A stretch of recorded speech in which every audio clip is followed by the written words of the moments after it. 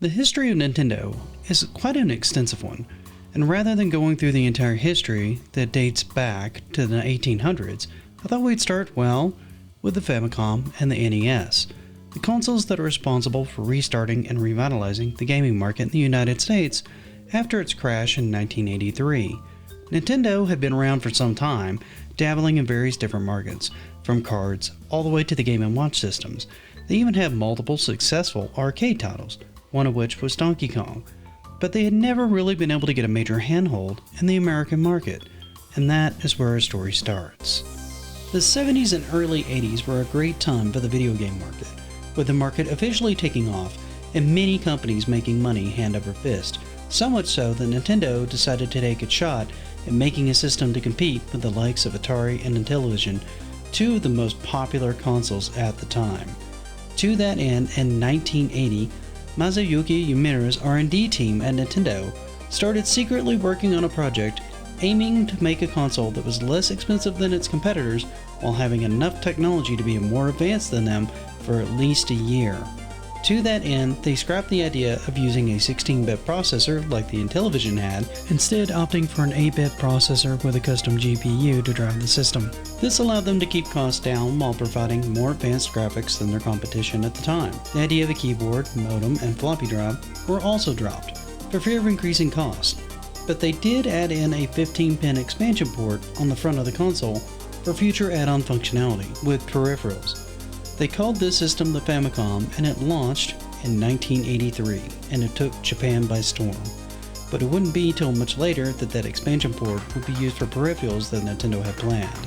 While their console was having good success in Japan, in North America, Nintendo was having other issues.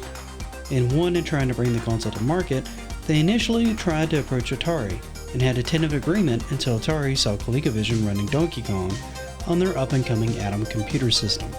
They had exclusive rights to the PC release of the game, and since ColecoVision had put it on their home entertainment system and the Atom system was backwards compatible, it was running on their PC as well.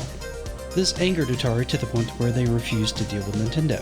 By the time that the whole issue was resolved, it was too late, because Atari had its own financial issues due to the video game crash in 1983, leaving Nintendo without a distributor for their new console. After the gaming market crashed in the United States, Nintendo decided to go ahead and press on alone, and struggled to find a way to market their Famicom to the American market that now considered the whole thing a passing fad. To that end, Nintendo's lead product designer, Lance Barr, retooled the more toy-like Famicom into a clean, futuristic-looking system, with grays, blacks, and reds, calling it the Nintendo Advanced Video System and marketing it as a home computer. The system included a keyboard, cassette data recorder, a number of gamepads, a joystick, and a zapper that could fold into a gun or extend into a wand. The advanced technology was acknowledged, but everyone responded poorly to the keyboard and the wireless technology that they used for the controllers. Nintendo decided to scrap the original AVS and go back to the drawing board, and in June of 1985 showed up at CES once again with a stripped down and redesigned version of the system, having abandoned the home computer approach, trying to make the system look as little like a computer or video game console as they could, even renaming the cartridges Game Packs and calling the console a control deck. The whole thing was referred to as an entertainment system. It also was part of the reason that they included the Zapper and Rob the Robot. They wanted it to seem more like a toy and less like a video game console. Despite this, people were still unwilling to sign up to distribute the console. It was then that Nintendo took its biggest gamble yet. They decided to distribute the system themselves, and angled not for a modest approach of hitting these smaller towns in the United States, but to hit FAO Schwarz in New York City, one of the biggest stores at the time, setting up dozens of units on display and paying real baseball players to play baseball on their console and sign autographs. It was a hit and drew in a major audience. It was then that they did their next gamble and offered a 90-day line of credit on their merchandise and would accept any and all returns on unsold inventory. This was unheard of at the time.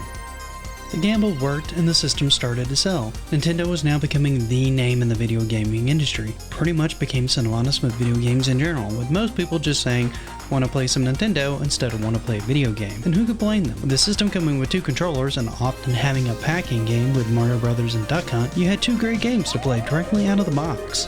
It was also in part due to the high quality of the games that were released on the system, thanks to Hisashi Yamauchi, who instated a lockout system on the console, stating that Atari collapsed due to the fact that they gave too much freedom to third-party developers and the market was swamped with rubbish games. Thus, the Nintendo seal of approval was on each game, and it was a guarantee that the game met with Nintendo's strict quality standards and would work with their system. The quality of the games was further ensured by the fact that Nintendo themselves insisted on being the main provider of games for the console. Nintendo had an excellent first-party development team, and rather than outsourcing the majority of the game development, Nintendo pulled it in, wanting to keep the fate of the system to themselves, coming out with hit after hit, multiple Mario Brothers games, each rising to bar from the last, Metroid giving you one of the earliest non-linear exploration games that became a good part of the model for Metroidvania games. Next there was Zelda, one of the first games with on-cart memory to save your game. Up until this point, most games either use codes or some sort of external storage like a tape drive. Not wanting to miss out,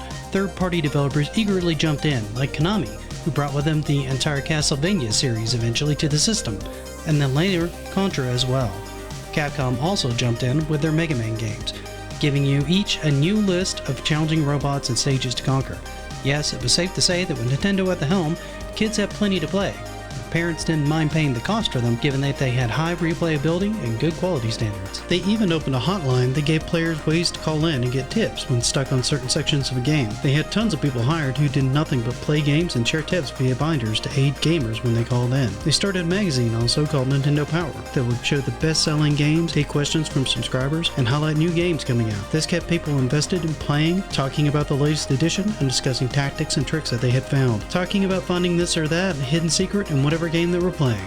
All of this ensured that the market would not crash in the United States and kept Nintendo the dominant video game console market all the way up until 1988, where they would own 70% of the market with $2.3 billion in revenue a year. It was then that the Genesis and the TurboGrafx-16 would rise up and try to compete with the tiny little console, eventually leading them to launch their own 16-bit console, the SNES, in 1990. That did not stop them from supporting the console. It wouldn't be till 1995 that the console would be fully discontinued in the United States, and 2003 for the Famicom, making it one of the longest running consoles ever on record. I'd like to take a moment to thank you guys who stuck with me this long through the video. Hopefully you enjoyed this insight into the NES's history and how they saved the gaming market. I'd also like to ask that before you go to hit the like, subscribe, and the notification bell. It really helps my channel and lets me know that what I'm doing is truly worthwhile. But for right now, thank you again for watching, and until next time, happy gaming.